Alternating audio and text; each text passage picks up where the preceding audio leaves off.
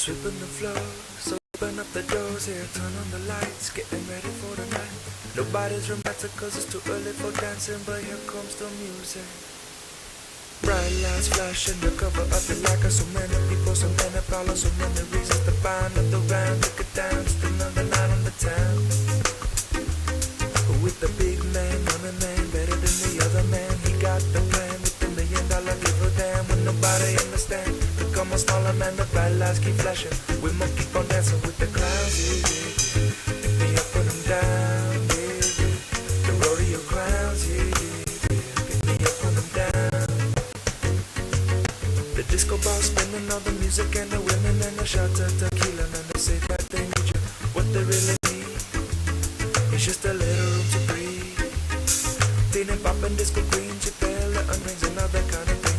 Symbolic of change, but the thing that is strange is that the changes occur. And now she's at the part of the hurt, yeah, yeah. Man, I thought that you heard, yeah, yeah. Changes occurred, yeah, yeah. Just the part of the hurt.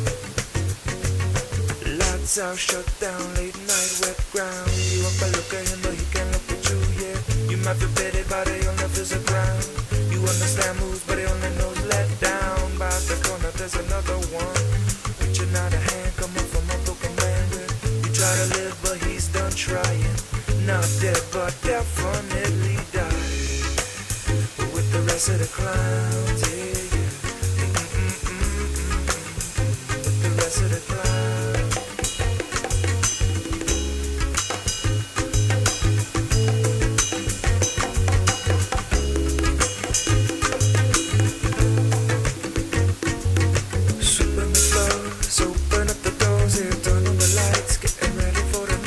Nobody's romantic cause it's too early for dancing, but here comes the music.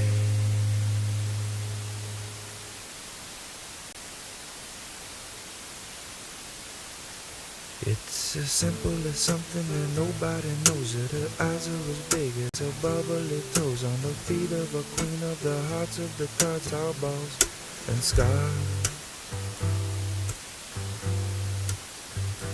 It's a common as something that nobody knows it. Her beauty will follow wherever she goes. Up the hill in the back of her house in the wood. She loved me forever, I know she could. I remember when you and me, how we used to be. Just good friends, wouldn't give me none. But all I wanted was some.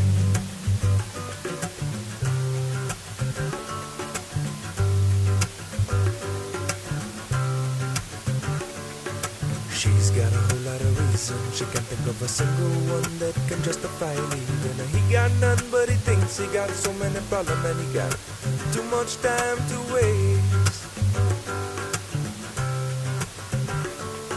His dreams are like commercials, but her dreams are picture perfect, and our dreams are so related, though they're often underestimated.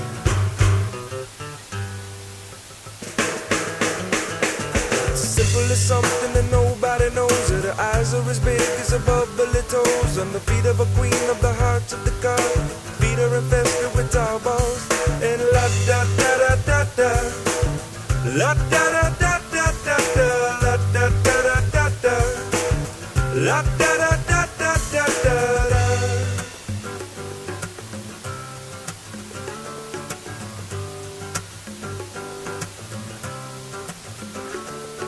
Well, I was eating lunch at the DLG when this little girl came and she sat next to me.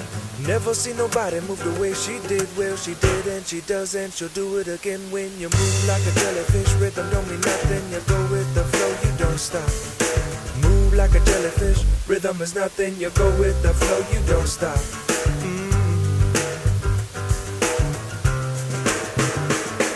It's a coming to something that nobody knows. That the beauty will follow wherever she goes. Up the hill in the back of a house in the wood. She loved me forever, I know. She la da da da da da. La da da da da da da. La da da da da da. La da da da da da da. If you would only listen, you might just realize what you're missing. You're missing me. If you would only listen, you might just realize what you're missing. You're missing me.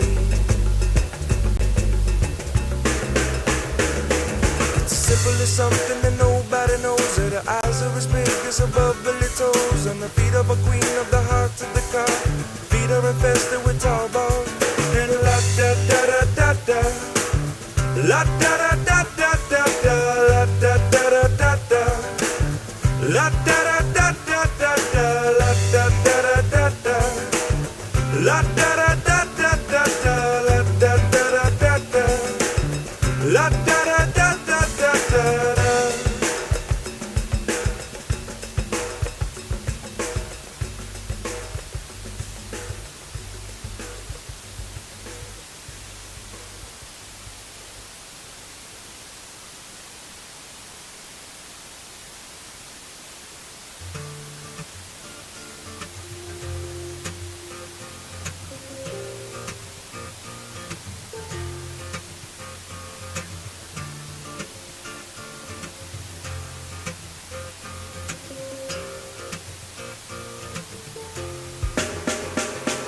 I know she said it's alright,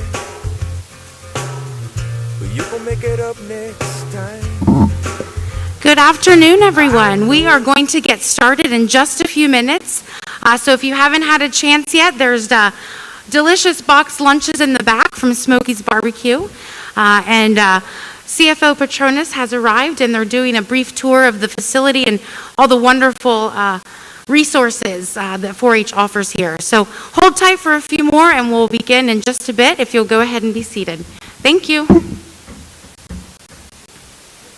Trying, it seems to me that maybe it pretty much always means no. So don't tell me, you might just let it go.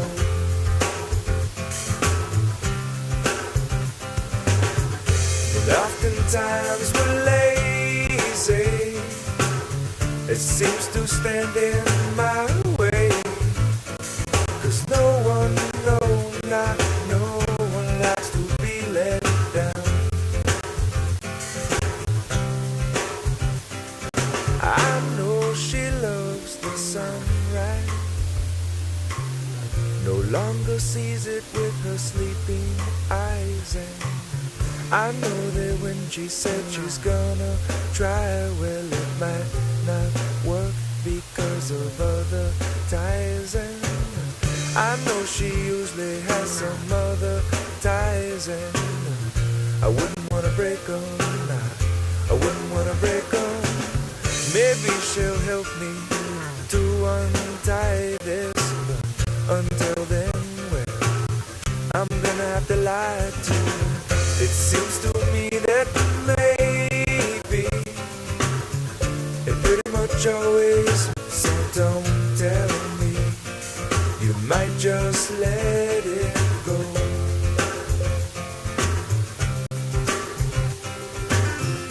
And oftentimes we're lazy, it seems to stand in my way. 'Cause no one, not no one likes to be let down.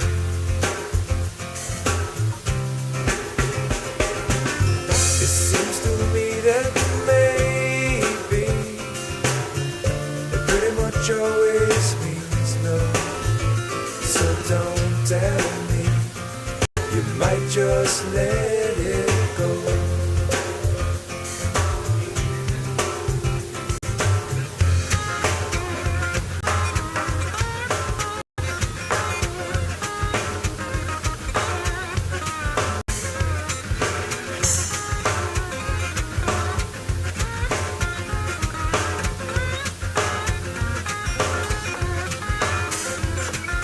Harder that you try, baby, the further you'll fall. Even with all the money in the whole wide world. Please, please, please don't pass me. Please, please, please don't pass me. Please, please, please don't pass me by.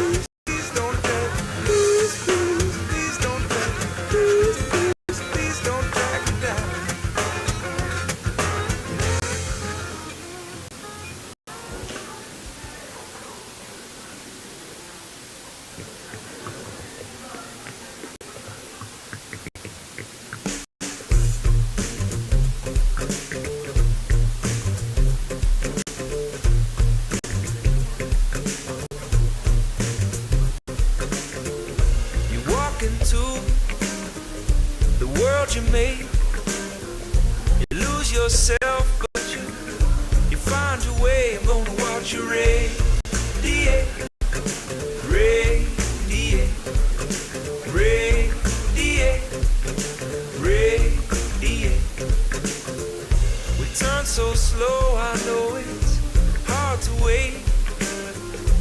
Take your time, son, it's yours to take. I'm gonna watch you radiate. Good morning. Hello to everyone. I want to welcome you here. My name is Nick Simmons. I'm the County Extension Director for the University of Florida IFAS Extension here in Escambia County. On behalf of Extension, I want to welcome you all to today's Rural Tech Talk. Now, we originally, when we got together, we had plans to be in a little bit more rural setting up at our 4-H facility that you can see an aerial photo here, but obviously if you looked outside, Mother Nature just simply didn't allow that today. But we're very fortunate to have a wonderful facility center that we can come and meet and achieve our mission.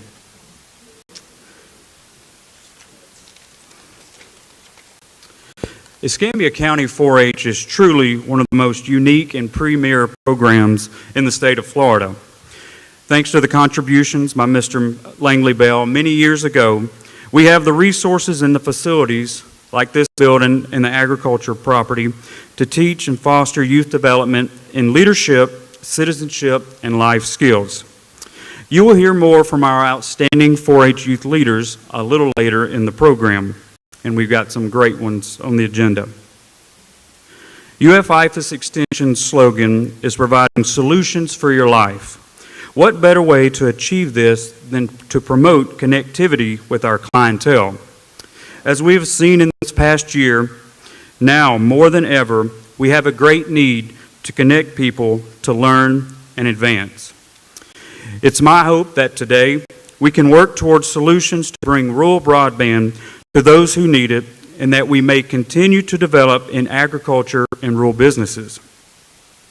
While many of you will be recognized individually throughout today's program, I want to thank the many elected officials, sponsors, partners, stakeholders who are participating with us. Your leadership and guidance will help us advance our mission. At this time, I would like to introduce Ms. Marva Johnson, Group Vice President for Charter Communications. But prior to Ms. Marva coming up, I do believe we have a short video that we will play on the screen behind me.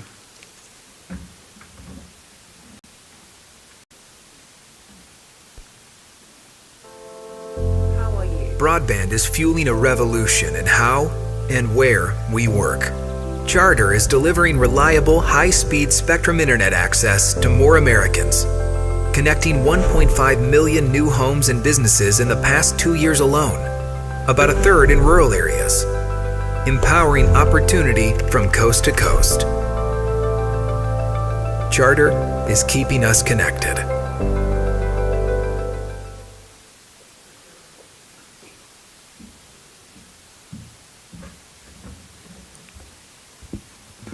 Good afternoon. I'm a little shorter than Nick, so hopefully you guys can hear me fine. Good afternoon. As Nick mentioned, I'm Marva Johnson, and I'm very pleased to be able to join you all here today on behalf of Charter Communications and our Spectrum family of products and services. As you saw in the video, Charter is a connectivity company. We offer broadband, voice, mobile, and video services to 31 million customers in 41 states under the brand name of Spectrum. A little known fact, today, Charter is the largest landline voice service provider in the country. So we went from being a cable operator to being also the largest voice service provider from a landline perspective. We thrive at the intersection of technology and entertainment, and we love facilitating essential communications, supporting the communities that we serve through our more than 9,251 employees right here in the state of Florida. I was listening to someone the other day and they said something like, these cable companies are not Florida companies. I was like, don't tell the 10,000 employees we have here that. We appreciate the opportunity to partner with the University of Florida, the Institute of Food and Agricultural Sciences, 4-H Youth Leadership Development Program to present today's discussion, a real rural tech talk roundtable. and 4-H essay competition award. This is the second in a series of Real Rural Tech Talk roundtable discussions that we've done with 4-H, and we're very grateful for the partnership. We have this person on our team that we literally call Tinkerbell because she brings all the pixie dust. Her name is Leah Brown. Where is she? Okay, there you are. Okay, thank you, Leah. And when she ordered this backdrop, I was sitting there going through the budget thinking, are we going to reuse this? She goes, no, Marva, you're going to use this a lot. So as I noted, this is our second of these events, and we're looking forward to continuing the series. It's been super productive. So to the leaders of the University of Florida IFAS and 4-H, as well as to the 4-H students and families that have joined us here today, we want to thank you for your leadership, not just in supporting this very important goal for the communities we serve, but for supporting the broader goal that 4-H represents and stands for. I'm especially looking forward to hearing from our essay participants and listening a little bit just before. And I had the honor of being one of the essay judges, both for the first essay competition as well as for this one. And I was so impressed with the quality of thought that students brought forward. I'm looking forward to doing even more of these. And I will tell you, getting to read the essays and to see the research and the analysis that you all as students are putting into solving this problem has been one of the reasons we did the second event. And again, one of the reasons we'll look for further opportunities to continue this partnership. But before we begin our program, I'd like to thank everyone for joining us, but I'd also like to give a special thanks to our Chief Financial Officer, Jimmy Petronas. CFO Petronas, it's such an honor to have you join us today. This roundtable discussion, and we're also going to have Escambia County District 5, who's going to moderate the panel for us. So please, thank you again, Mr. Berry, for joining us. Anybody here from Escambia County is curious to know if you're well represented, I would say you're absolutely fantastic. Barry has been a wonderful advocate for making sure that Escambia County is not just getting the resources it needs in all of the other critical areas he supports, but he's been a very big voice, and quite frankly, he's the reason we're here today talking about broadband, because we've been listening and we're trying to be a really good partner. And we're hoping that in addition to the announcement that we have about our Rural Digital Opportunity Fund, we're going to find a lot of synergies to finally get to work and dig in. So thank you for your advocacy and for your passion for the issue. According to the Federal Communications Commission, 97% of Americans in urban areas have access to high-speed broadband, but in rural areas that falls to just 65%. Charter is committed to supporting America's rural communities and connecting them to life-changing possibilities. Earlier this year, we announced a multi-year, multi-billion-dollar project. In total, this project will be about $5 billion that will be spent. We're going to be extending our plant to over 1 million customers in areas that today have absolutely no broadband. The most important thing, and the thing that excites me more than anything else about this commitment that Charter has made, is not just getting to the 1 million customers or 1 million people, because they're not yet customers, who are in locations that have no broadband. It's everything that it does to lay foundation for us to get synergies, to build all around that, and to extend the plant even further. So, I'm very excited that we are going to have that opportunity as a company to help bridge the digital divide, and I'm excited about the momentum that our Rural Digital Opportunity Fund partnership with the FCC will allow us to have, and really making Florida one of the first states to have universal broadband access.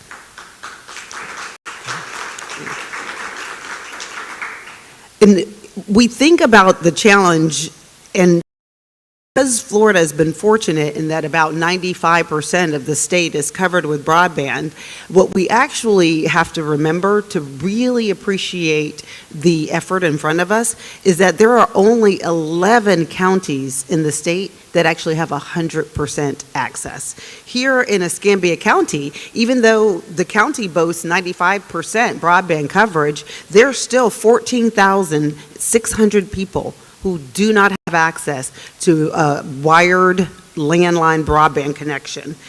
So it's an important challenge, and we're very excited to have the opportunity to help solve this challenge. And that's, again, why programs like this one are very important. And today, what we're going to do is we're going to talk a little bit about those challenges, what's standing in the way of deploying service to these communities. We're going to talk about some of the technology that we think can be enabled once the digital divide has been closed. But most importantly, before we get there, I want to make sure that I get the pleasure of introducing CFO Petronas. Hopefully he's going to get to stay with us when we do our awards at the end. And don't have as many native Floridians as you might in some other states, but it is my pleasure to note that CFO Petronas is a native Floridian, raised in Panama City, not too far from here. He earned his associate degree in restaurant management from Gulf Coast Community College. And by the way, in case you guys didn't know, our community colleges are the #1 community college system in the country. So that's a lot. It's fantastic. Friends are okay with that. So if you get a chance, please drop in over there. They celebrated their 50th anniversary in 2017. So as a business owner, he knows how important it is to have good connectivity. CFO Petronas's public service began with his career in the Florida Senate and the graduation. Governor Lawton Chiles appointed CFO Petronas to the Florida Elections Commission, and he was later reappointed by Governor Jeb Bush. CFO Petronas served in the Florida House of Representatives from 2006 to 2014, and he represented his home. He was appointed to the Florida Public Service Commission, and he was my leader on the Constitution Revision Commission. I thank you for getting me through that process. And that commission, in case you're not familiar with it, only happens once every 20 years. We were fortunate to have his leadership there. He and his wife, Katie, are proud parents of 2 sons, Jimmy Theo III and John Michael. And thank you, CFO Petronas. Please join me here. We're very excited to have you here today. And we're very focused to have your mind focused on helping us find solutions that will help more Floridians get broadband access in rural areas. Thank you. Thank you. Marva, thank you so much. Marva doesn't do herself very much justice. It's hard. She's not a bragger, but Marva wears so many hats. She is just an incredible public servant, not just to her friends and her family and those that she loves, but this entire state. She's currently the chair of the State Board of Education. It's a big deal. The reason why she was so in tune with the state college system is because she has a regulatory function over it, and she's very proud of the hard work that the State Board of Education does every single day, but she gets to serve as a chair.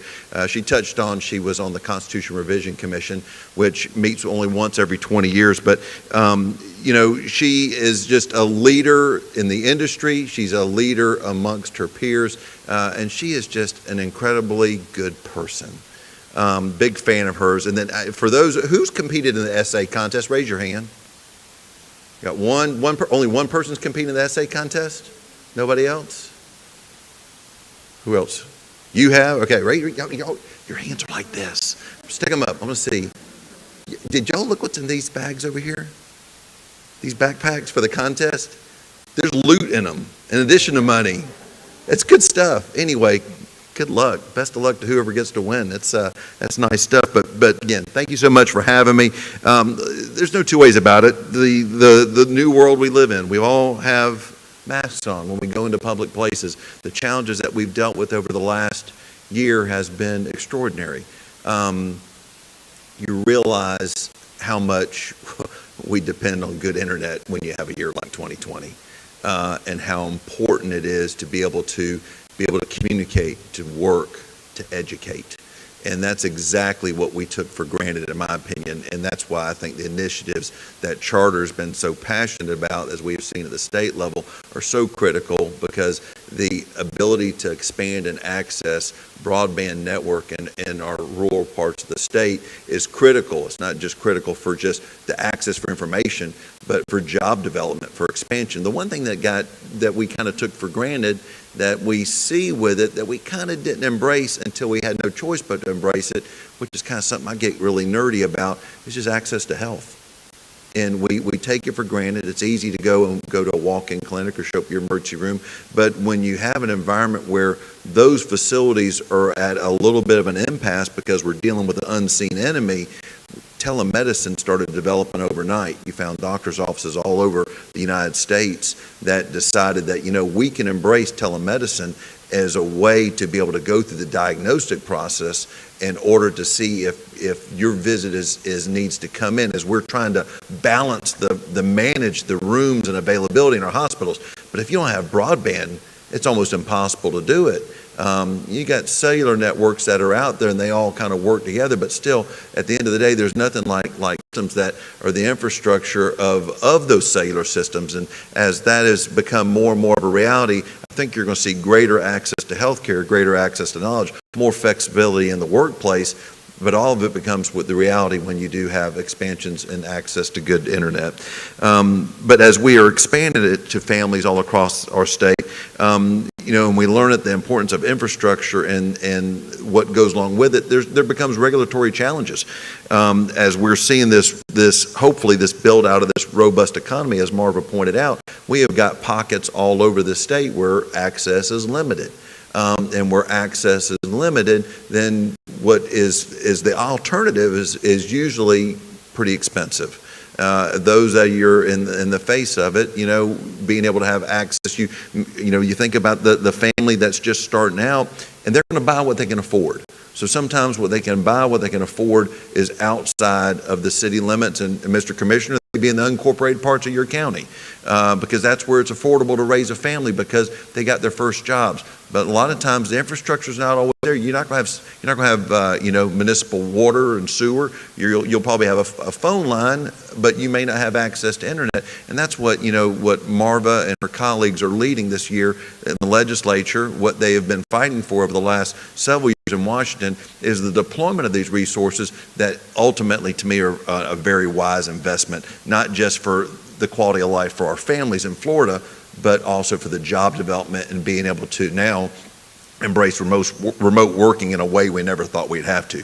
The Department of Financial Services, the agency that I run, we got about 3,000 employees. So, March of 2020 hits, and so we sent everybody home. But the idea is we've got citizens of the state that still have to have access to their services that they depend on. One of the things that we do, we cut every check in the state, whether it be a retirement check, paycheck, unemployment check, you name it. We've still got to cash flow a state even through the pandemic. So as we're deploying all these folks out, one thing we realized, I told my team, I said, make meticulous notes. What does it take to pull off what we did? And the biggest things that we need definitely more laptops. We needed a lot more cell phones, and I didn't realize how many of our employees, because you've got Tallahassee, then once you get outside of Tallahassee, you got Liberty County and Jefferson County and Gadsden County and Gulf County and Wakulla County and all those that touch Leon County. And all those rural counties up there, access to internet's very limited. So we had to go buy a whole bunch of cell phones that had hotspot capabilities in order to just be able to try to get the state continue operational. It was what we did in a pinch, but it's not what is smart in the long haul.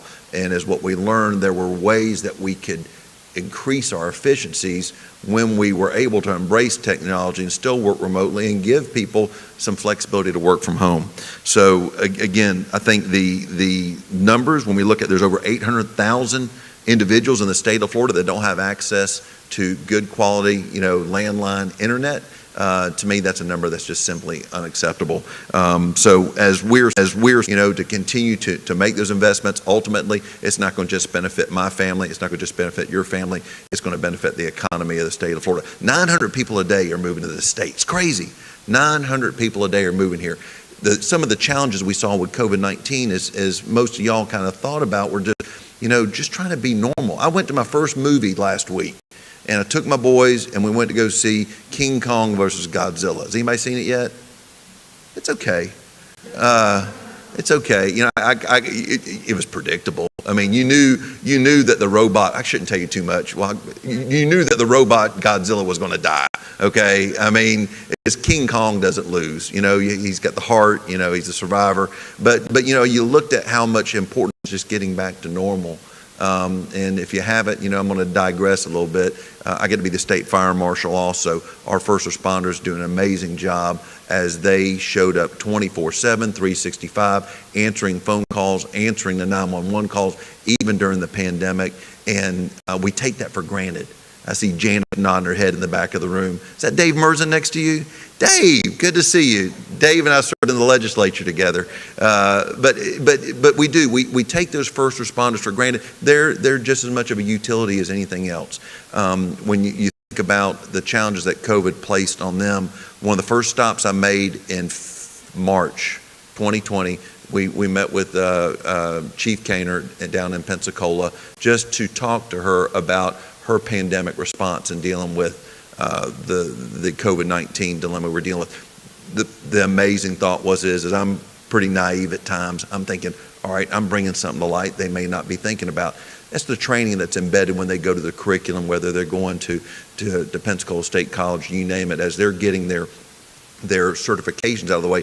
Pandemic response is something that's already built into this. As you think about it, as an ambulance goes out and deploys out into the community to go save someone's life, and what if there's a viral infection? And you think about, now I've got a contaminated ambulance, right? Isn't that what you would think? No, these men and women have the technology built in to those ambulances where they can turn them around in about 20 minutes. They put a device in called an autoclave, basically cooks the inside of the ambulance, and they put it back out to work, because you know what? 911 doesn't stop to give you a break.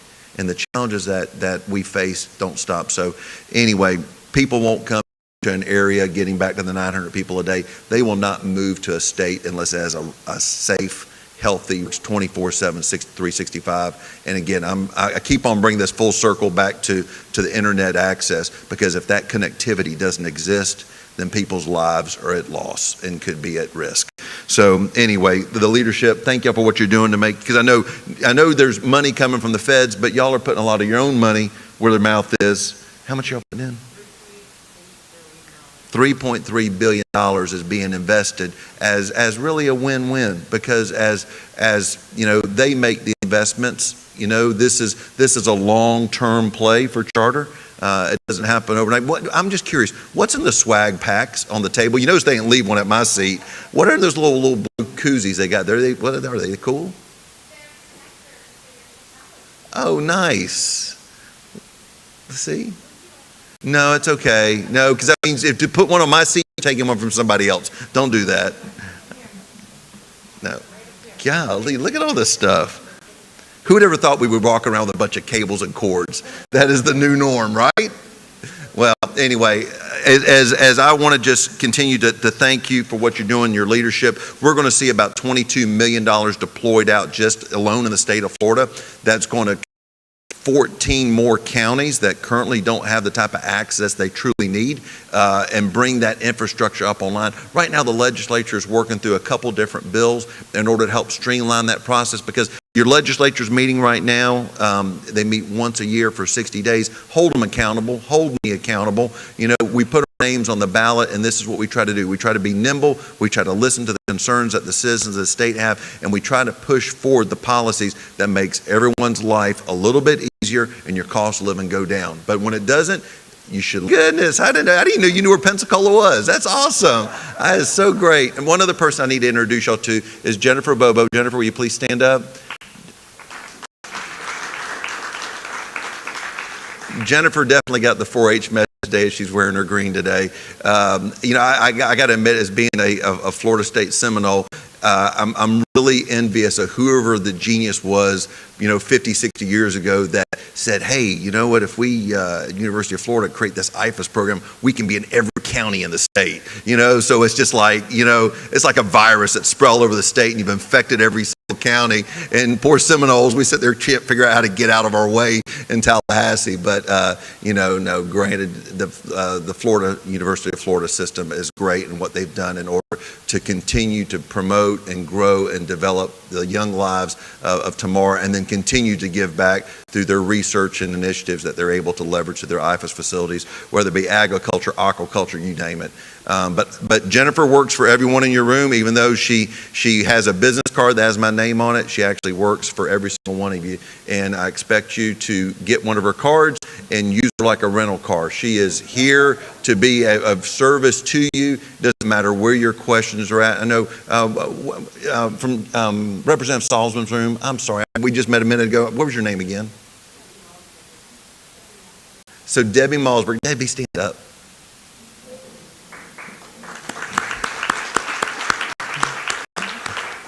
When you get a chance, I say you get Debbie's card and play Stump Debbie. Throw her for your craziest idea that you got and see if you can help her solve your problem. You know, she works for an amazing legislator. Michelle is such a good-hearted, hard-working member of the Florida legislature. I was in her office the other day, and just seeing how she is focused on making sure the initiatives y'all have asked her to attack in Tallahassee, and I looked at the list. She's staying on time, but she's put out a team here. Debbie, thank you for being here. And again, make sure you get Debbie's card too. I can sit here and talk forever if you let me, but I really think that there's a panel that we're going to hear some really cool questions from, and I would really like to be part of that. Am I allowed to be part of that? Okay, I'm allowed to be part of that, because I think there's really the whole reason why we're here is to give out the cool swag that's over in these bags right here and see the essay winners, which, I mean, do you know what's in those bags? Not everybody walk up here and look. I got to walk by them. There's those little price tags on the front of them.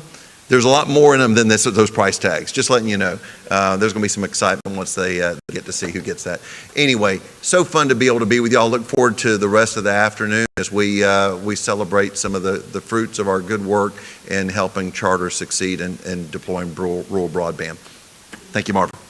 What did I do with my mask? I think I put it in my pocket. If anybody wants to know what a super public servant looks like, this is it. He's been, I read his resume basically earlier, but you can tell that he uses every facet of his experience to make his next experience even more valuable to the citizens here in the state of Florida. So thank you so much, CFO Petronas, for your leadership. I actually was going to recognize Debbie Malsberger again, as noted, she's representing Representative Salzman. I didn't know if you wanted to make a comment on behalf of the representative or not. Oh, that's fine. But thank you. And as CFO Petronas noted, I know that Representative Salzman is very committed to her constituents, and she is very committed to making sure that every student especially has access to the internet. In fact, the very first time I met Representative Salzman, we got into this conversation where we were trying to estimate the cost. What is the price to a community if someone in your community does not have access to the internet? There's an education cost, there's an economic cost, and I know she has that number. So you can actually reach out to Debbie and tell her to get Representative Salzman to tell you about the cost of being disconnected. What's the cost of the digital divide in your community? So it's now my pleasure to introduce a consummate advocate for Escambia County and the Panhandle region in general, Stephen Berry, Escambia County Commissioner representing District 5. Commissioner Stephen Berry was first elected to represent Escambia County's District 5 in 2012 and appointed chairman of the commission in 2014. He served as a chairman during 2019 and 2020, and he's actually in his third term in office. Commissioner Berry has served on the Escambia Planning and Zoning Board, the Escambia County Citizens Environmental Committee, and he has also chaired the Escambia County Fire Services Citizens Advisory Committee. He has been an very active local community leader, and he shows his support through participating in organizations like the Miracle League, Escambia County Public Schools Foundation, the Rotary Club of Cantonment, the Pace Center for Girls and Covenant House Leadership Council. I love all of those organizations. The Pace Center for Girls is at the top of my heart this week. So without further ado, thank you, Commissioner Berry.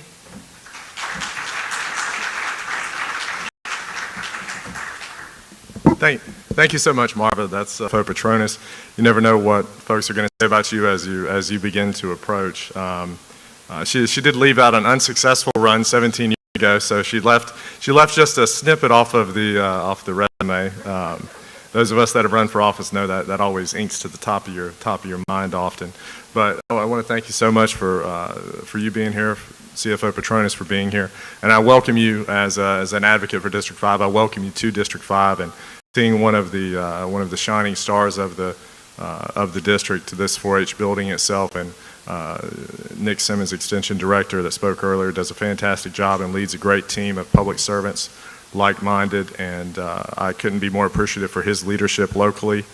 I do think things are looking up for your Seminoles. My classmate and dear friend Clay Ingram is now your advocate, your hired gun in Tallahassee, so he should be able to deliver for you as he delivered for us and myself for many years. But I want to thank Charter for bringing together these interests into the room. It's quite unique to bring together the educators as well as the students, the interests from the agriculture and the rural community. We've got healthcare and telehealth interests, economic development as well as small business, and an international, obviously prominent broadband provider putting this together. That's a unique opportunity. So at a time when high-speed internet is increasingly important, as my two predecessors noted, to our daily lives, it's essential we pursue some common sense solutions to expanding that broadband service throughout the state, as well as throughout Escambia County, certainly. Access to the reliable, high-speed internet is more important than ever. I want to reiterate what CFO Petronis said. About 800,000 Floridians don't have that service. That certainly includes thousands of my constituents who selfishly are at the top of my interest, the top of my heart. It's over the years, it became clear to me this is not something I have the direct control over as a county commissioner. We don't franchise these, we don't permit them. So it's one of those instances where my advocacy involves begging for help and trying to build relationships. When you don't have the leverage, you have to lend yourself to people's generosity and people's kindness to get involved and help you, and that's what we see today. No one could make these folks come together. They've offered to come together and work together with us. With so many people working from home and so many young people taking classes from home, access to that reliable high-speed internet is not, it's not a luxury. When I was finishing college, one of my roommates and classmates took an online class, and I didn't understand how he even took it. I didn't understand. We didn't have a computer. I didn't understand how you take a class online. 25 years later, it's a necessary evil. It's absolutely necessary. You can't be successful in your work from home, whether you're working for a living or you're a student working your way through classes. The COVID pandemic brought that even to a higher light when you have kindergartners, elementary school, middle school, high school trying to also adapt to working from home. You have parents trying to work from home for their living to sustain their households, as well as trying to educate their young people. And when you incorporate that challenge with a challenge to their internet service in their home, it becomes a very high stressor. There's no one to educate young people in their home. I absolutely can't do it without that access to the internet. It's again one of the benefits. At least I can be here, but he certainly sends his digital divide and expanding broadband service in his district, which selfishly is his #1 priority. When most people think of Escambia County, they think about some of the assets that you see on the News Journal, Channel 3 a lot, the beaches, but we have many communities that don't have some of those aesthetics, Cantonment, Molino, McDavid, Walnut Hill, Burnville, And that's going to be a lot of the communities where those 15, 16, 18,000, I think my number might be closer to 20,000, but that's going to be where those thousands of my constituents are really challenged with their access. I know that this will not happen overnight. It's a long game, and you've got a partner in Escambia County. I do feel comfortable speaking on behalf of my board. You've got a partner in Escambia County that's going to bring resources to the table, including personnel, including time, and including financial resources to partners, as well as with our state CFO Petronas. We, over time, if we have money to put towards these as well. She's going to read a portion of her essay submission.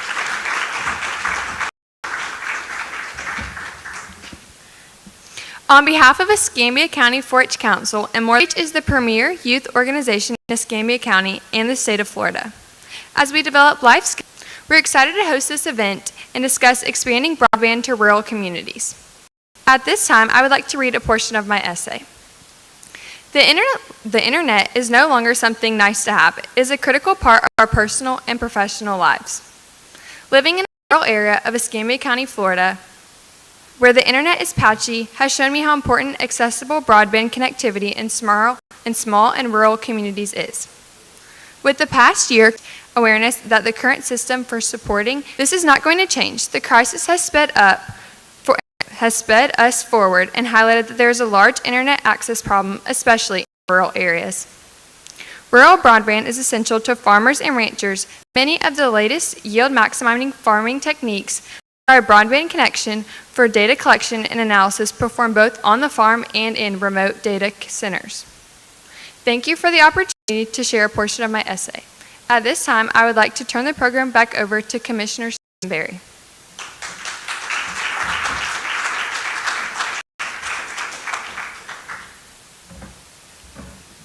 Thank you very much, Jessica. That was a fantastic essay, and clearly one of the things that I learned not growing up in 4-H personally, one of the first things I learned upon taking office is that what you see in these 4-H youth is you see the leaders, interns, both my long-term interns that do a fantastic job, one of which is Jessica's older brother Dylan, who's at the front, and will end up at one of our military academies with appointments very soon, I'm certain, as well as my former intern, both 4-H members, and you see the future leaders of your community, so they do a fantastic job.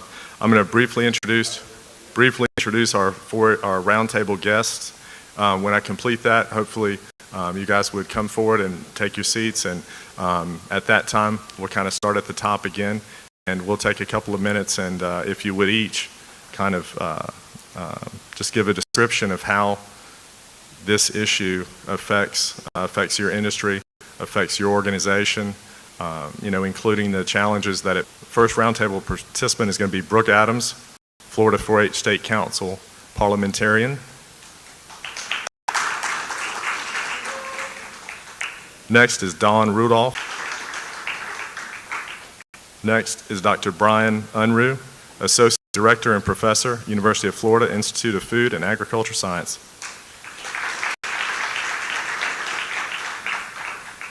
Next, Jacob Gilmore, co-owner Gizmo Angus Farms.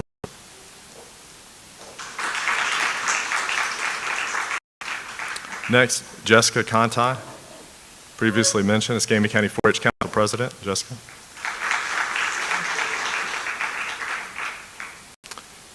Marva Johnson, GVP, State Government Affairs, Charter Communications.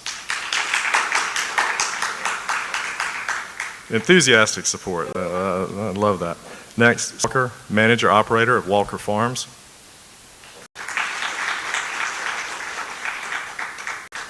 And last but not least, candidly, the Director of Workforce Education, Escambia County School District, Steve.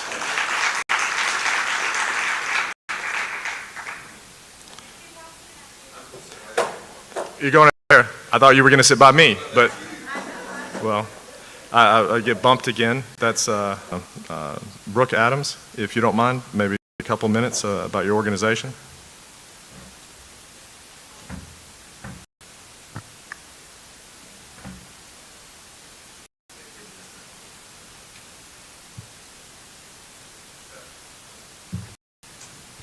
Test. my name is Brooke Adams. I'm the Florida 4-H State Council and the leadership side of 4-H also.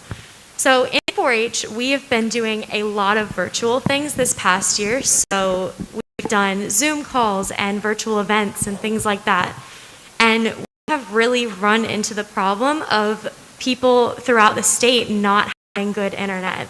So in Zoom calls, we have people that come in and out of meetings because their connection is kind of foggy. And so sometimes it works and sometimes it doesn't.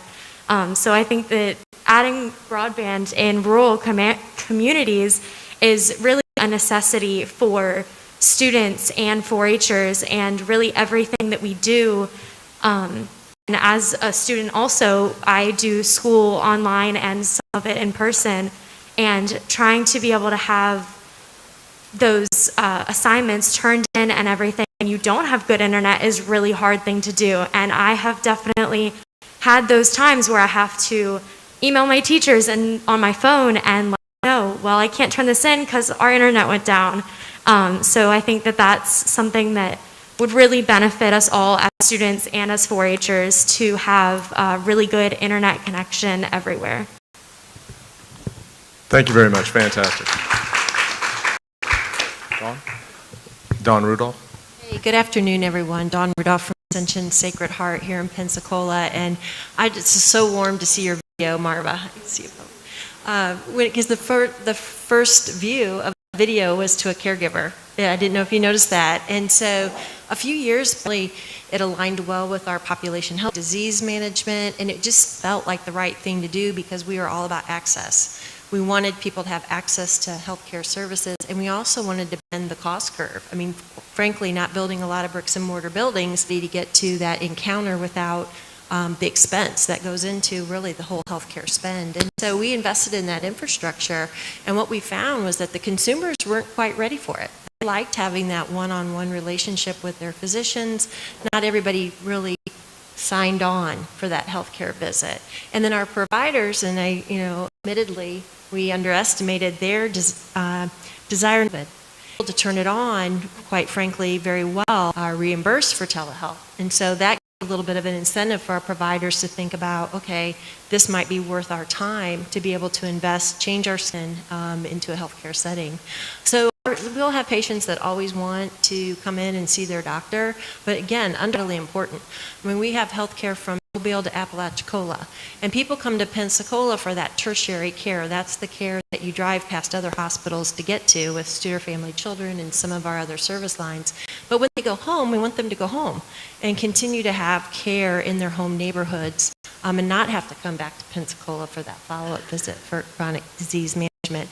And we can't advocate that strategy unless they have broadband, unless they can sign in and have a consistent experience. That's a new one. The dog ate my homework, the internet was down. That's how old I am. I had fax machines when I was in school. But with that being said, I think that's why we're here today, because we see this completely aligned with our mission to provide access and to serve our patients that come into Pensacola for their care. So thanks for having me. Fantastic. Thank you, Dawn. Next is Dr. Brian Unruh. All right. I see this really from two different perspectives. One, and many of you may not be aware, that since 1994, the University of Florida has offered baccalaureate degree program at the Milton campus and obtain their baccalaureate degree and never set foot in Gainesville if they choose not to. And most of those students have been place-bound, for various reasons. They're here and simply cannot relocate to Gainesville to get the degree. Many of those students find themselves at home trying to take the distance education courses that technologies that's not there. There's some of the regulatory pressure that's now on our ranchers and our farmers and requiring water quality monitoring and those types of activities are really, they necessitate having technology that can communicate through broadband and so how do you comply with the regulation from the extension side? And I was an 11-year 4-H member, not here, from the Midwest, and so now I find myself on the other side of extension as an extension educator. But even how do we communicate to today's farming community and farm son or the young daughter that's taking dad's or grandfather's place, and, they seek information differently. And so it's been folks that are, trying to get their information from a lot of different sources. Thank you. Thank you very much, Dr. Unruh. Jacob. Well, my name is Jacob Gilmore, and my brother, and we just started a custom beef program, and we don't have access to be able to put sensors in the freezers. We get Bertha Pensacola to be able to put the data in. My mom normally would be here today, but because it's in Tennessee, broadband is very, very important for the rural areas. We have Viasat. We might not be able to use it because of the clouds and rain. So broadband is very, very important for our area. Thank you, Jacob. Jessica Conti. Do everything in person, and then this last competitions, which is really hard because through like meat judging, you're used to going in a freezer and looking at like a raw cut of meat on a plate. Well, now you're looking at a picture of it, so it might not look exactly what it looked like before. And it is, like they said earlier, hard on the Zoom calls because I do live in the north end of the county, and our internet goes out at least once a day, and it's just as I wash it, trying to do my work because that's where we have the best internet. And it's kind of my cow to get on a 4-H Zoom call. I'm just going to have a cow mooing. Marva Johnson.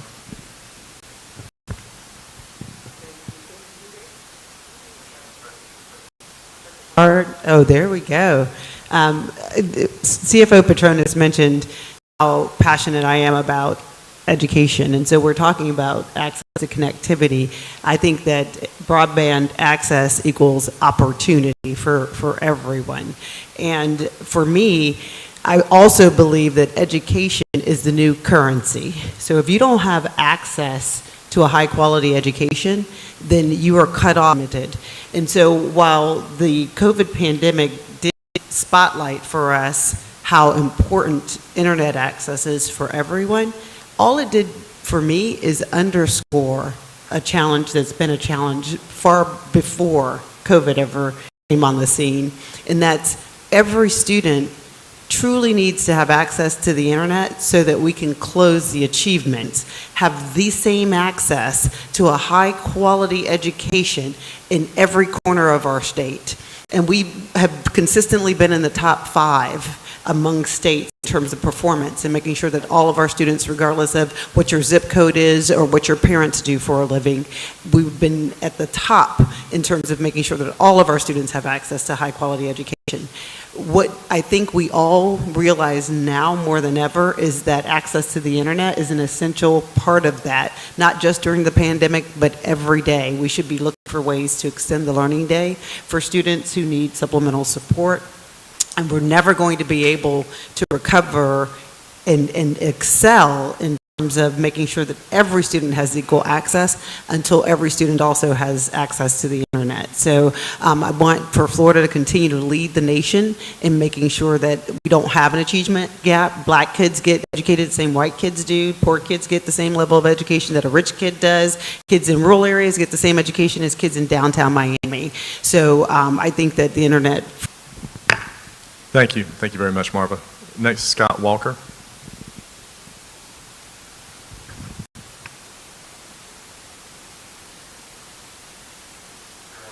Test. Okay. Again, I'm Scott Walker with Walker Farms. I am a 4th generation row crop farmer in Oak Grove, Florida, Escambia County. And for the past 20 years, we've been utilizing precision agriculture in our to better manage our farm. And precision agriculture is basically using technology to limit or decrease our input, and excuse me, with the rural, with broadband not readily available, whether it's unreliable, we're not really able to use our equipment to its fullest potential. And also just is becoming more dependent on having reliable, unlimited high-speed internet. And with our aging equipment that we have now, is another obstacle we're facing is we're unable to update our equipment because we don't have the internet. Thank you. Steve Harrell?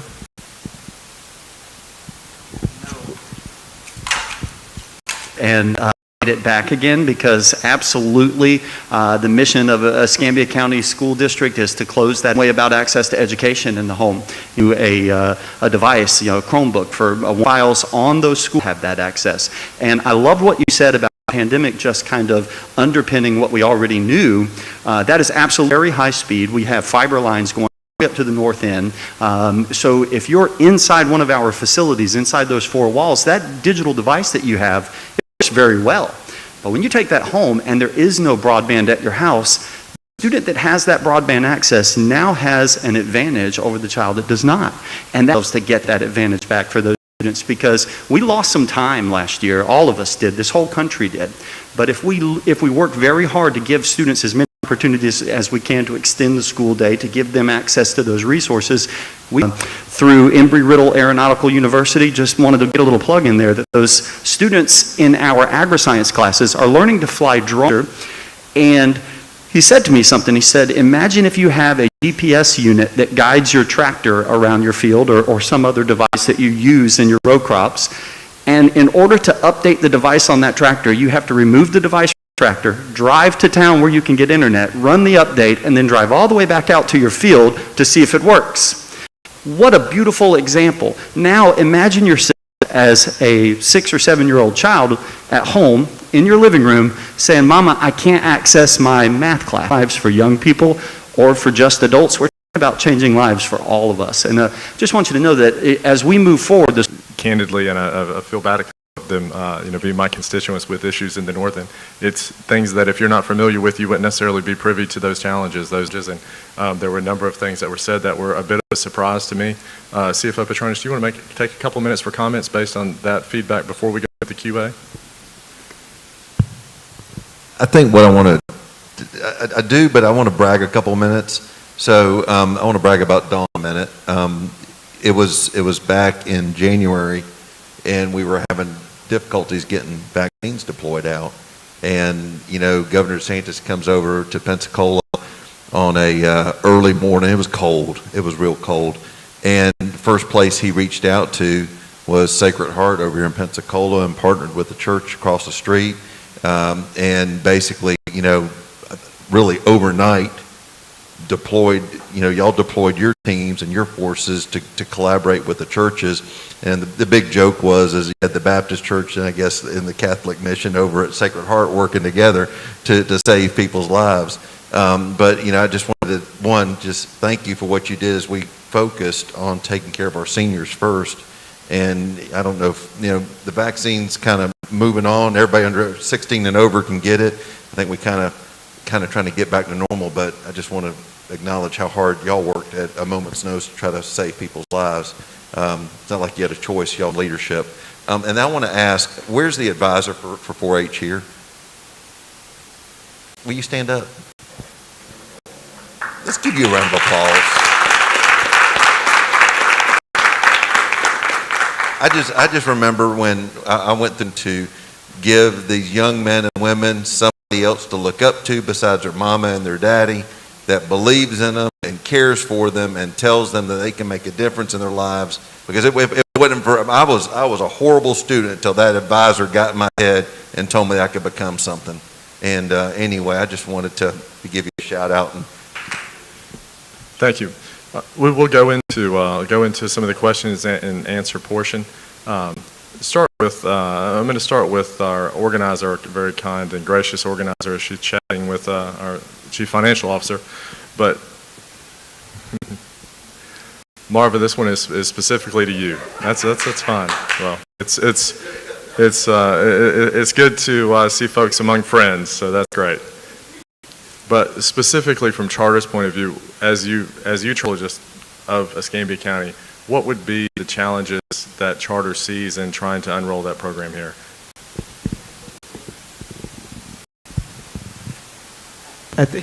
Perfect. So as we think about our network, and it's a 21st century network, we always see the commercials that have that fiber with a light going through it, right? It looks pretty snazzy. At the start of our network, we're attaching to utility poles because many times it's very expensive to underground.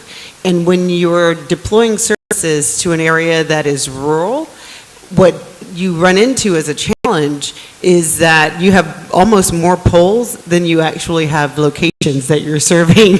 So if I'm in the downtown Orlando, I could have 8 to 12 different locations I'm serving with equipment on a pole. But when I get to the rural areas, I may have 10 to 12 poles that I'm going to have to attach to get to a single location where we'll be offering service. So one of the challenges and one of the things that I'm hoping we can try to close the timeline by working with great partners like Commissioner Berry and working with some of our local utility providers is making sure that we partner to get access to what we call critical infrastructure, like utility poles as well as the right-of-way. You'll see that the banners say connecting our community. We actually decided to adopt that as our messaging platform as we look to roll our services out, because what we want to do is start just like we're doing today. We want to sit down with the local leaders and talk about your community right here in Escambia County. I'm pretty sure there's going to be over 3,200, I think, RDOF locations built out, although only about 500 of them are ours. But we'll be looking for synergy opportunities so that if you've got 15,000 people who don't have service, we want to be looking to see how the whole county gets fully served. And so we'll be starting these conversations so that we can get service deployed quickly and we can get, past things like permitting and utility pole access and things like that. Ooh, that's a great question. I'm not sure on that one, but I will get back to you. Thank you. And I will note, and it might be a young man that in Salzman's office, and well, thank you again for being here, sir. And we, candidly, you may end up with more than 500 sites. So I guess some of that may play out over the next couple of months, but we, right. We hope so as well. Next, this is going to be something geared to the two young men on the agriculture farming side, and if this were available, because I think all of us being here in public service, which everyone is in some degree of public service, you've got to be optimistic, and that optimism is you're going to eventually achieve that goal. So, assuming that we can get there, we'll start with you, Scott. What would you be able to do if you could take this concern off the table? If the access to the broadband at the farm was not a concern, what might it enable you to be able to do? Well, we'd be able to one upgrade our equipment, like I mentioned earlier, and such as the GPS guided autopilots that we have. Right now, we use radio frequencies to talk from one GPS system to another, and that's great and all if you're within about 10 miles of a base station. But as you get more ground, more land, you get more strung out. Now you have to move your base station from one to the next to be able to get your radio signal. If we had unlimited internet, we could actually use that, or tie the base station into the internet, and then have a cell modem in all of our tractors and equipment.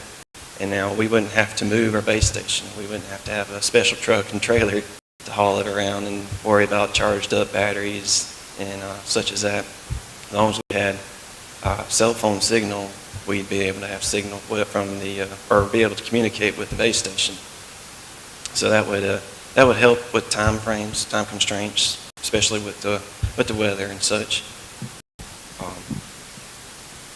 Also, we'd be able to, as far as our crop inputs, like seed and fertilizer, we take soil samples and such, and that doesn't really need that much broadband, but we, after taking the soil samples and we run analysis on them and find out the nutrients and elements available to the soil, we can then use that data on a web-based program to create prescription maps, and that way we can actually pinpoint the exact location where we want our fertilizer population of seed we want in certain areas. And being able to use that web-based program, we're able to use it now, but every now and again I have to make an emergency run to Whataburger to steal their Wi-Fi.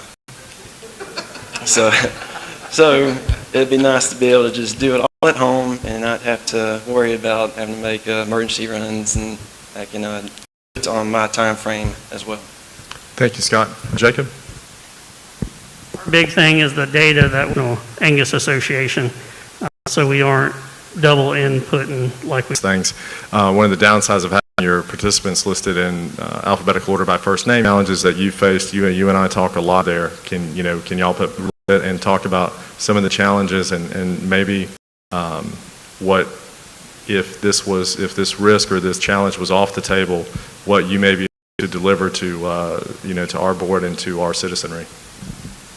Certainly, Commissioner, and I appreciate the opportunity to be here today in Incubator to work with all of our existing industry and business, and also we work to try to bring new companies to town, and so that's a big part of what we do. And we also support the city and the county as a liaison between our public sector and our private sector companies, and so we hear the challenges and some of the issues that our companies are facing as it relates to to broadband and access to internet. Second of all, which goes into everybody's business model, is affordability. And that's one of the things that we really kind of focus on when we look at trying to keep companies here, we look at trying to bring companies here, is the affordability. And it's not just affordability relevant to us. Company tap into it. It goes beyond to, can I recruit my employees here? Is this a community that has those access? So it's a holistic approach when you look at it from a business perspective for business opportunities. But thank you, Commissioner. Absolutely. Thank you, Scott. And I'm going to deviate just a little bit as we get towards the end of a roundtable discussion, and I want to give each person on the panel an opportunity for 20 or 30 seconds. You have collectively in the room a tremendous amount of the resources that will give you an opportunity to try to mitigate this risk, to try to alleviate this problem. I want to give each of you 20 or 30 seconds to just advocate to the people in the room why this is important and what can be done to aid you and your organization moving forward to address it. And we'll just kind of start over there, and I'll finish with Chief Financial Officer Petronis, Dr. Unruh. Wow, 20 seconds to think about through that. I think just from and it just magnified, and I think we just I think it's exciting just to hear the partnerships that are being formed. Thank you, Jacob. Yeah, there's some things I think that up in our community people don't think about, and that is the security systems that a lot of people have in their homes in Pensacola. Well, up there we don't have security cameras because we don't have Wi-Fi to hook them up. There was a murder a couple years ago from one of my neighbors, basically in front of our dog, because nobody on our road had any security cameras. So it's part of agriculture, it's part of education. My 9-year-olds, when they went to school last spring, I had to get the Viasat because we were on just the Verizon hotspot, and nobody would come connect to us. So I had to do something to get them connected. So it's in our daily life every day in every way. So thank you. Thank you. Jessica? Yes. Like I said earlier, we have to do a bunch of Zoom calls through 4-H and through school. And without this, we're not able to see our friends and our peers. And we cannot complete our activities or too. So with the internet, we are getting more access to our potential, our fullest potential. Thank you, Scott. Direction is going to be critical when you look at our entire county. So having a public-private partnership and having those discussions is the only way we're going to get to a solution. And so I think that's really what we're offering to do through Florida West. I know the county commission is, and many others, is how do we sit at the county? And that's what we think we need to look at moving forward. Thank you, Steve. For the school district, Chromebook, the Chromebook can't necessarily run all of the advanced software that we use in the career and technical education classes, but we can remote into the machines that are at the school to get access to that. So as we continue to go through this conference, we need to close the achievement gap. I can show you what access to internet has and run, let's say, Autodesk Inventor. Need high-speed internet in order to do that, or the software. And I'm just very thankful that we're having this conversation, that everyone else is on the same team with us. So thank you for all of your efforts. Absolutely. Healthcare services. Frankly, I live in my little healthcare bubble. We're getting ready, to take care of people across the region. We've geared up for this. We have the infrastructure health visits over the past year. They have a stretch goal to do 10% more to gear their physicians to do that. And without that consistent, reliable broadband access, patients don't have that option. And we all know that there are persons that are sick or in a chronic condition, and our fear is they forego that follow-up. And what happens is they digress and then need it. And so our advocacy would be just to consider that for the health of the community, and that we stand ready to be assistive when that occurs. Thank you so much, Brooke. Thank you. And I'm kind of going to go off of what everybody has said, is really that internet and universal broadband is a necessity for all of our industries. So the education, because without that, then they are at a loss. And the agricultural industry, being able to have these new technologies and do new things, it's not readily available yet without these universal broadband. And then, of course, back to 4-H, we are also educating youth. That is really, really important, because what we do for youth, it's harder to do when everything is virtual and others don't have the readily available internet. So to get universal broadband is really going to help us a lot with what we try to do with 4-H. Super, Scott. To get along in day-to-day functions, and a really big deal as well, because that's another big deal that is not so quickly that if you're moving backwards. Thank you, Marva.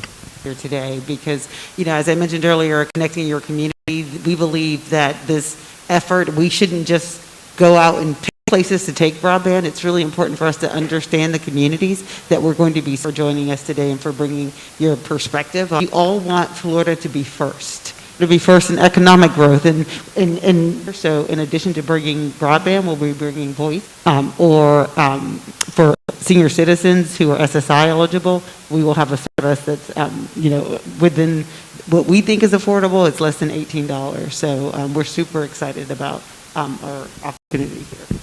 Fantastic, and welcome to close. Thank you, Commissioner. In one word, safety. A connected society is a safe society. And one thing we don't, we take for granted, when we walk into this room, it's dry, you flip a switch, lights turn on, you go to the bathroom, it flushes, it goes somewhere, you don't care where it goes as long as it goes away. There's all these things we take for granted in society, and it's no different than when you got a stable cell phone service.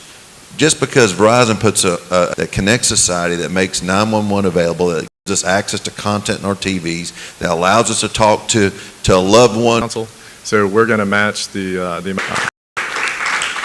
So with that, ready to transition to the award ceremony. Thank you all so much for participating, especially those that I solicited personally. So thank you.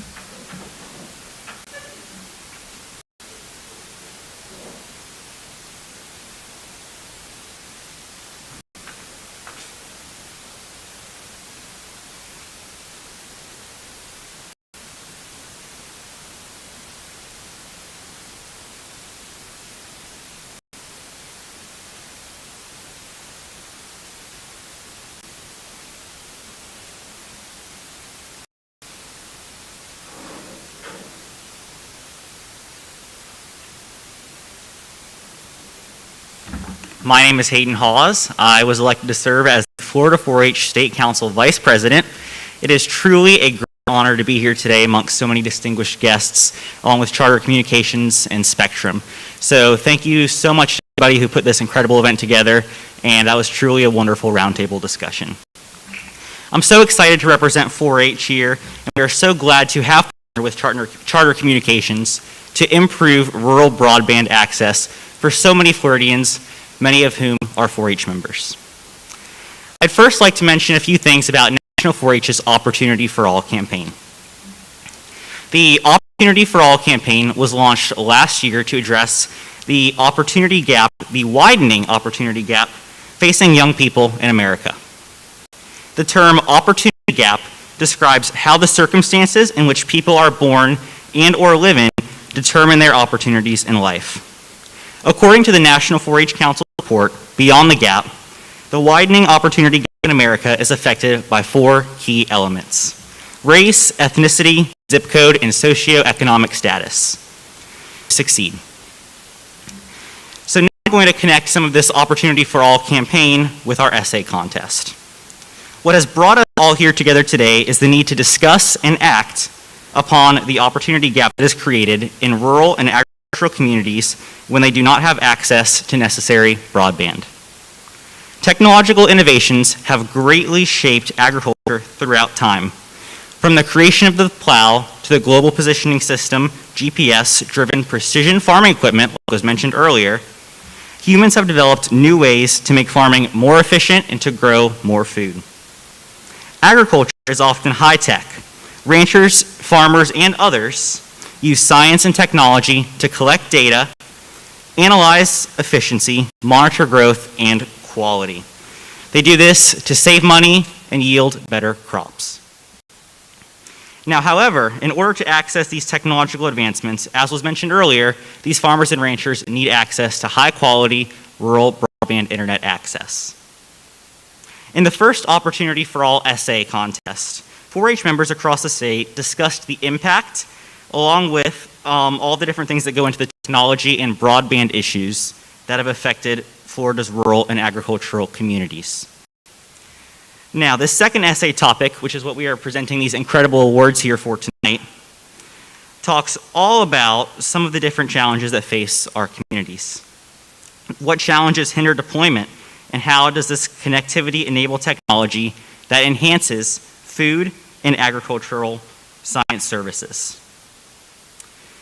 Now, we also want to talk about increased efficiency for lower prices and reducing economic, environment, and ecological impacts. And those are some of the different topics that some of our youth here have discussed in their essays today. In total, we have received upwards of 50 essays representing 40% of Florida counties, which is truly an incredible number.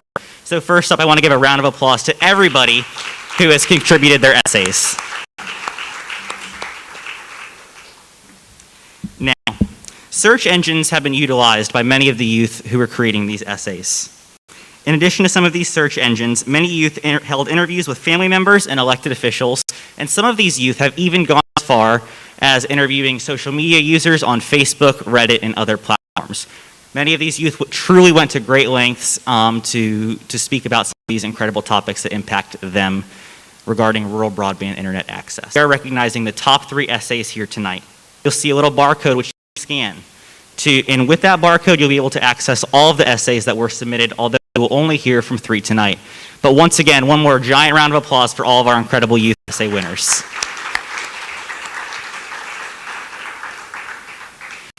As far as our youth go, all of these youth truly do have something to say. They know what they're talking about, and all these amazing youth voices we're really proud to have uplifted here tonight.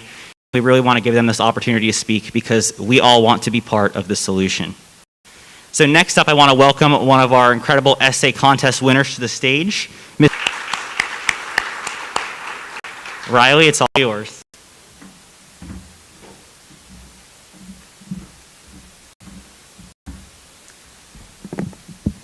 Hi, I just wanted to say thank you, Charter Communications, and everyone here for this opportunity. Connecting for crops. Loading, reconnecting, loading, no internet access, internet connection problem, reconnecting. Phew, Hopefully we are connected. The lack of rural areas of Florida is inhibiting greater productivity, profitability, and food safety for farmers and ranchers. Without our farmers, Florida and the nation will starve. Florida is a rapidly growing state with a population of over 21 million, according to the U.S. Census Bureau. That's a lot of people to safely feed. 10% of Florida households, mainly rural areas, do not have access to reliable internet service, according to the internet provider database Broadband Now.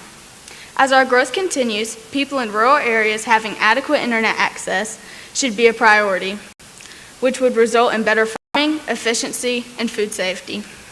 Advances in technology require advances in connectivity. Farmers with high-speed internet can easily check prices online, complete government paperwork electronically, ensure healthy crops and animals, communicate with other farmers, and sell to consumers. Farmers can expand their market to a regional, national, or even a global audience, which will positively impact Florida's agriculture. Increased connectivity can harness all the benefits of big data collection, including reducing costs through reliable figures to precisely measure water and fertilizer input. This can save water, reduce pollution by decreasing our crops by ensuring they're growing healthy. For example, nutrient deficiencies, pest problems, and even population counts can be detected or diagnosed with a drone more efficiently than motorized vehicles, because drones allow one to view the entire area and even zoom in on specific areas of concern. Rural areas need high-speed internet so they can take advantage of these advancements. After doing extensive research, it's clear that it's difficult for farmers and ranchers to have an adequate understanding of every acre of their crop without help from technology.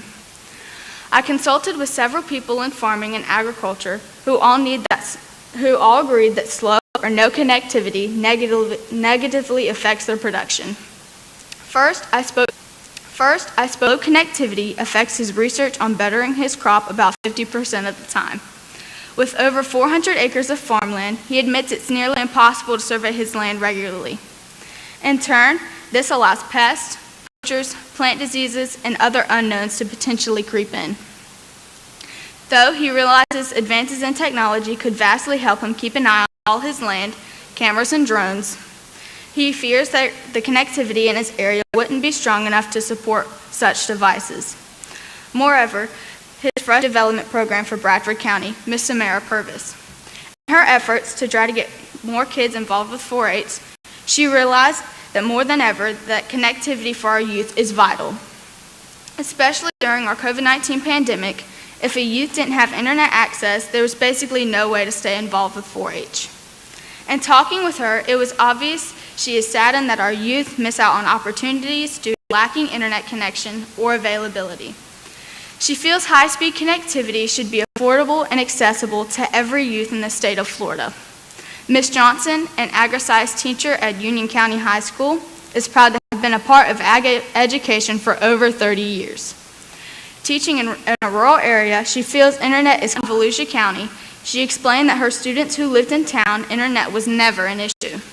However, her rural residing students were at a disadvantage.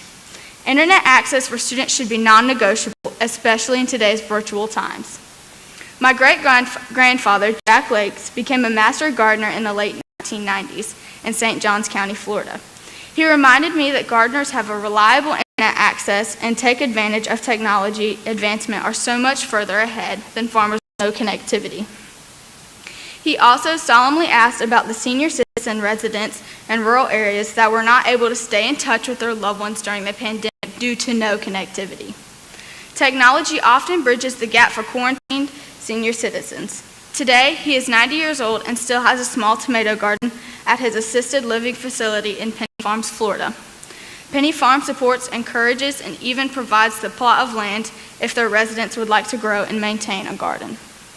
In conclusion, agriculture is Florida's second largest industry, creating millions of jobs for Floridians and providing much economic revenue. But farmers need help to ensure efficiency and food safety. The health of Florida's farms affect us all. Fertile soils, abundant water, ripe growing seasons, and skilled farmers combine to make Florida's agriculture industry one of the strongest in the country. To Florida's strong agriculture industry, but it should be available and affordable to everyone. Thank you for your time.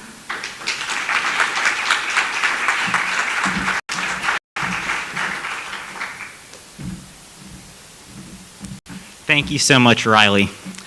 Next up, although they could not be here tonight, we have a recorded speech from August Spiesman from Duval County 4-H, which will be coming up on your screen here shortly. So another one of our essay contest winners, which we will hear from in just a moment.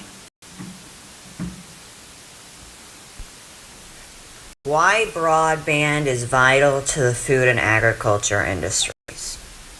Throughout the nation, rural adults are 12% less likely than those who live in urban areas to have access to home broadband, according to Perrin. When farmers cannot access the internet, they miss out on many important opportunities. Even when farmers can access broadband, not all types are created line are not as reliable. This is not only problematic for the people living in those areas, but also harms the health of the planet and everyone who lives on it. While there are many challenges facing the expansion of faster internet, such as fiber, they can all be overcome. High-quality broadband is essential in today's digitized world, and not providing it to farmers in the food and agriculture industries can be devastating, not only to them, but also everyone else. To begin with, people in the food and agriculture industries miss many vital opportunities due to simply lacking high-quality broadband internet, many of which have been exposed to the public eye by COVID-19. One major problem is health care. Smaller communities lose $370,000 a year without access to telehealth, according to Stenberg, which hurts farmers. The chart below shows why broadband is so important on farms. When those farms have access to quality internet, their sales skyrocket above all those who do not.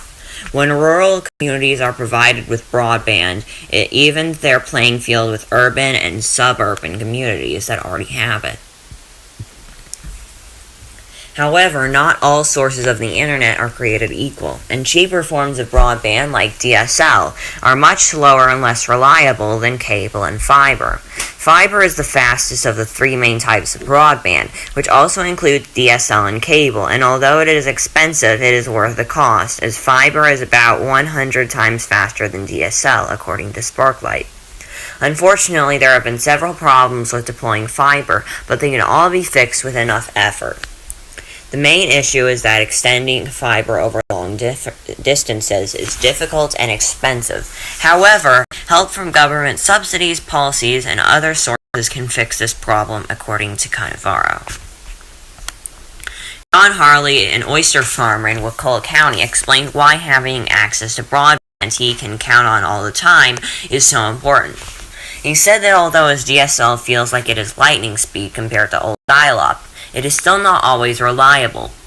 The internet went out when he was printing out shipping labels to ship oysters to a restaurant that is a significant income source for a business. He had to go to the library to print out the labels, which cost him a significant amount of time, and it was just a mess. A honey farmer named Jeff Lawhon, who is also based in Wakulla County, stressed was that they did not feel real informed about all of the different types of internet and the government's impact on them.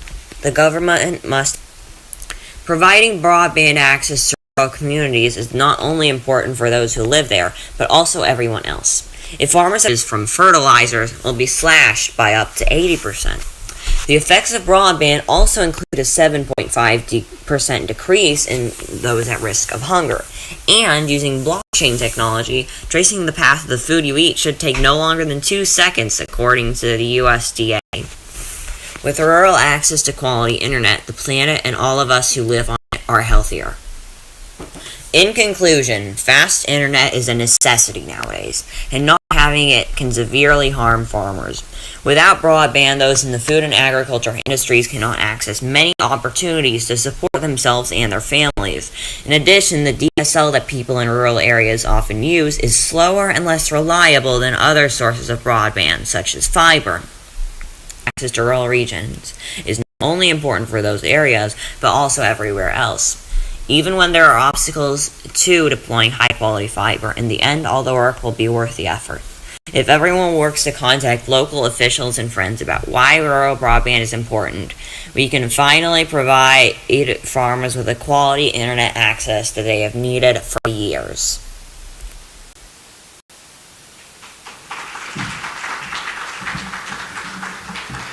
All right, so big thank you to August for that incredible essay.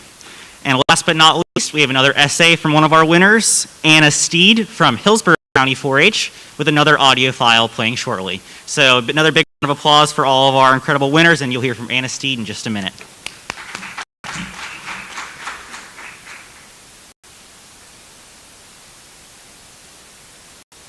Over the past 50 years, the agriculture industry within Florida and throughout the world has dramatically transformed, being shaped most radically by technological advancements.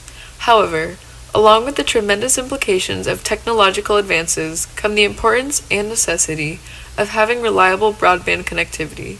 Recently, the agriculture industry's technology has allowed for substantial increases in Florida's food and agriculture enterprise. In the process of immersing broadband networks throughout Florida's vast rural communities, come the challenges faced in day-to-day struggles and issues seen within internet-lacking agriculture communities, and the successes that would be achieved with broadband input in these communities. Although the outcomes of having broadband connectivity in rural agriculture communities are ideal, many factors in place pose hindering challenges, as rural populations often have to contend with less reliable and slower internet than those living in towns and cities. Today, it is seen across the border that farmers and ranchers depend on broadband just as they do highways, railways, and waterways to distribute their goods throughout the world. The efficiency of broadband use in the agriculture community outweighs other practices. However, approximately 25 million Americans lack high-speed internet access, 96% of whom live in rural areas. To achieve full broadband coverage would mean spending millions of dollars, and the chief obstacles to having connectivity are the quality of internet and affordability. While the price of installing efficient broadband is high, the benefits seen in productivity, profitability, and the environment outweigh the cost of inputting reliable connectivity. Because there are many challenges in distributing broadband in rural communities, using companies with the proper management and tools will increase the outcomes of giving rural communities the broadband access and reliability they need. As the agriculture industry relies more and more on technology's efficiency, it is essential to discuss the extreme benefits that technology provides the enterprise.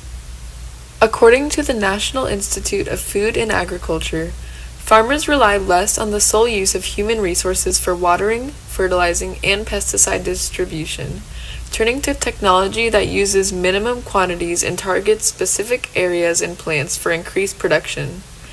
These advanced devices and precision agriculture and robotic systems allow businesses to be more profitable, efficient, safer, and more environmentally friendly. With broadband access, a plethora of technological devices and assets become available to farmers, and these devices are what is changing the agriculture industry. In its basic form, connectivity increases productivity by reducing inefficiency. Not only do technological devices help ease the work that goes into the agriculture business, but the use of information technology as well. According to researchers and professors at the University of Florida, information technology use involves organizing and planning the synchronization of needs between various groups. This technology, such as market trackers and price calculators, is vital to members of the agriculture industry. They provide information that is relevant and important to all aspects of business. Technology is also crucial in the consideration of ecological issues. Having water, temperature, and pesticide measurements calculated is vital for helping the environment and maintaining food and farm safety. Using this technology helps eliminate simple mistakes and can save time and promote conservation of resources. Today, more and more farmers are using precision agriculture techniques and making decisions that impact the water, fertilizer, and care of plants. Businesses that rely on agriculture are seeing technology in their profitability, using market trackers and price calculators, and promoting environmental safety, all of which require broadband to function well. Another aspect of broadband connectivity and the outcomes of having a reliable network are the impacts that it will have in the future. Having precise calculations and technology to monitor crops is essential in the overall production and cost of food in Florida.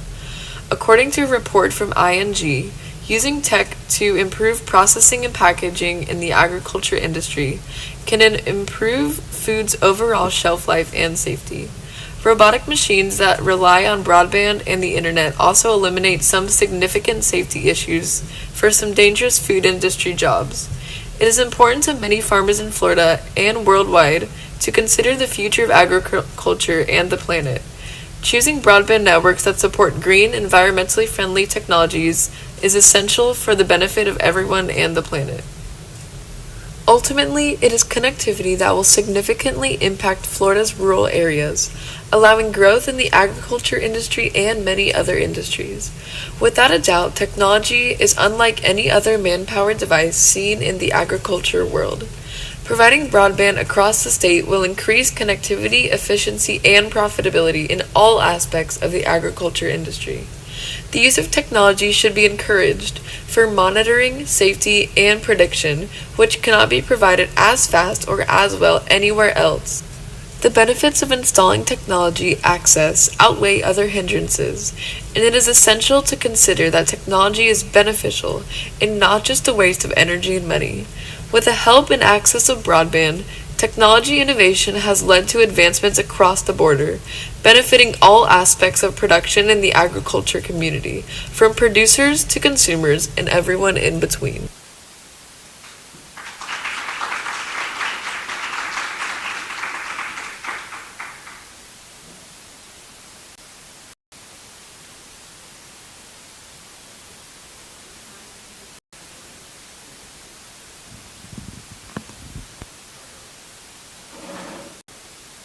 So Leah keeps me honest and keeps me from like ruining wonderful events.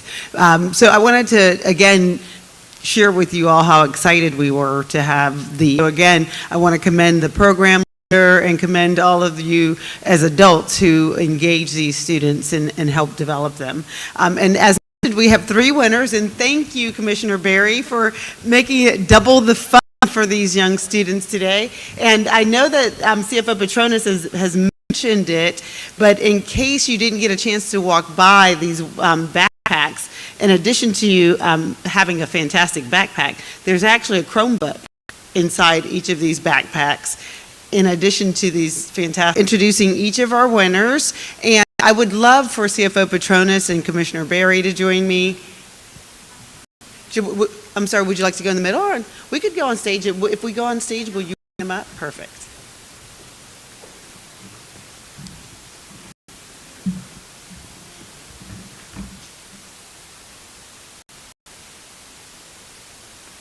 We're going to start by recognizing our 3rd place winner, Riley Roden from Bradford County.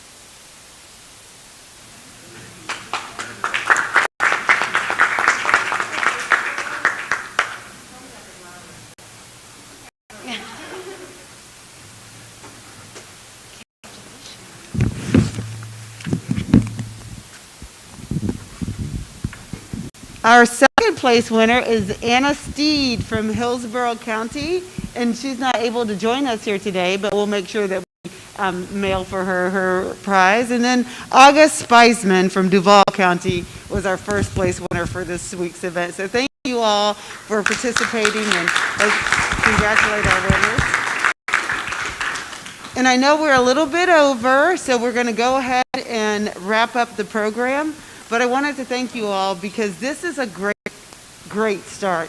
We talked about connecting our community, and how important it is that as we look to make sure that we get to universal broadband access across the state, we start by engaging people like you who understand the community and know what the needs are and are just as focused as we are on making Florida first. So thank you, Escambia County, for welcoming us and partnering with us today.